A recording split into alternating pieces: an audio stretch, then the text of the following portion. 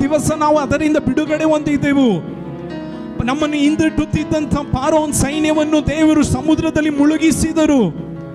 ನಮ್ಮನ್ನು ಹಿಂದಟ್ಟುತ್ತಿದ್ದಂಥ ಶತ್ರುವನ್ನು ಫಾರೋಹನನ್ನು ದೇವರು ಸಂಹರಿಸಿದರು. ಕೆಂಪು ಸಮುದ್ರದಲ್ಲಿ ಸಂಹರಿಸಿದರು. ಆಮೇಲೆ ಕೆಂಪು ಸಮುದ್ರವನ್ನು ನಮಗೋಸ್ಕರ ವಿಭಾಗಿಸಿ ಅದರ ಮಧ್ಯದಲ್ಲಿ ನಮ್ಮನ್ನು ನಡೆಸಿದರು. ಯೋರ್ದಾನ್ ಹೊಳೆಯನ್ನು ನಮಗೋಸ್ಕರ ವಿಭಾಗಿಸಿ ಅದರಲ್ಲಿ ನಮ್ಮನ್ನು ನಡೆಸಿದರು. ನಮಗೋಸ್ಕರ ಯೆರಿಕೋ ಪಟ್ಟಣವನ್ನು ದೇವರು ಉರುಳಿಸಿದರು. ಎದುರಾದ ಕೋಟೆಗಳನ್ನು ಉರುಳಿಸಿದರು. ನಮಗೋಸ್ಕರ ದೇವರು ದೊಡ್ಡ ದೊಡ್ಡ ಪಟ್ಟಣಗಳನ್ನು ಅದರ ನಮ್ಮ ಮುಂದೆ ಇಲ್ಲದಂತೆ ಮಾಡಿದರು. ಒಂದು ದಿವಸ ನಾವು ನೀರಿಲ್ಲದೆ ಇದ್ದೆವು, ಬಾಯಾರಿದ್ದೆವು.